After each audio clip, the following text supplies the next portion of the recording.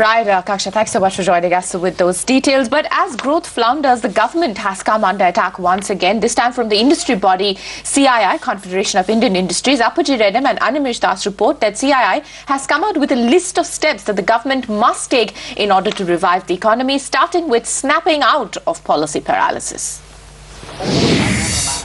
Adi Godrej, the president of the Confederation of Indian Industries, is not mincing his words.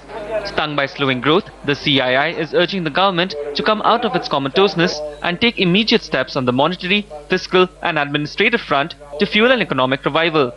We do hear sometimes that they're facing some political obstacles, but I think this is the time to show extraordinary leadership and overcome the political problems. It's also a time where we feel the entire country, whether it is government, business, opposition, state governments, not just the union government, should come together to see to it that we overcome these difficulties.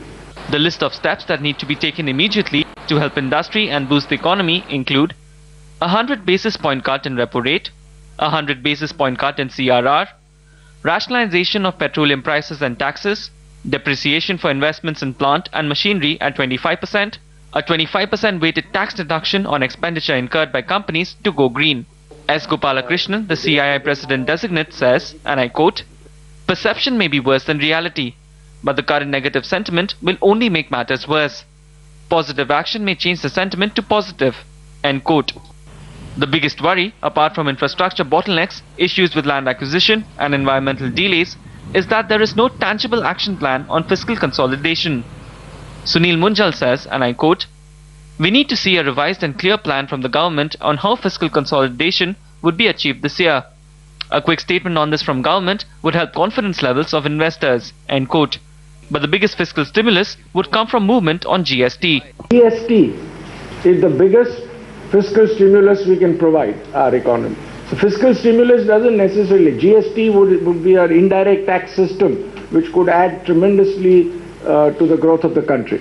So there are many other areas where the government could act, help incentivize investment, etc. CII also stresses on the need to intensify the fight against corruption. The message from CII is clear. The current economic situation is not a repeat of 1991, nor is it as bad in India as in the rest of the world. But if these proposals are not acted upon, the chances of a quick revival in India go down drastically. In Hyderabad, Appaji Redam.